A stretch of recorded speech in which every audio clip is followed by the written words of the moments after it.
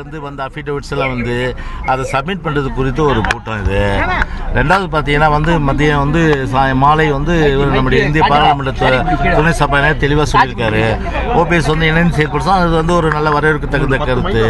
அதனால் நாங்களும் வந்து இப்போ அதுக்கு உண்டான ரெடியாக இருக்கோம். ஏன்னா எங்களுடைய கருத்து இணைஞ்சு வந்து செயல்படுறது ஒட்டுமொத்த அதிமுக தொண்டருடைய கருத்துன்னா அந்த கருத்துக்கு வந்து மதிப்பளிக்கின்றோம்.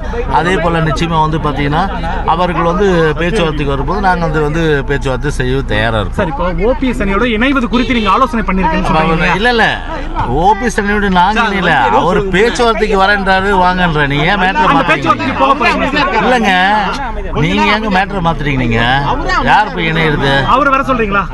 அவர் வந்து அந்த மாதிரி வந்து இணைந்து செயல்படுறதுன்றாரு. அந்த கருத்து வரவேற்க தகுந்த கருத்துன்றோம். அவங்க இந்த மாதிரி வந்து பேச்சுவார்த்தைக்கு அவங்க வந்தா நிச்சயமா நாங்க பேச தயாரா இருக்கோம். நாங்க வந்து எப்போ இணையிறது?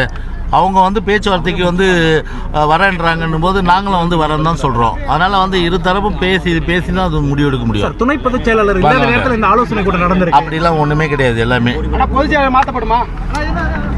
தம்பி தேங்க்ஸ்.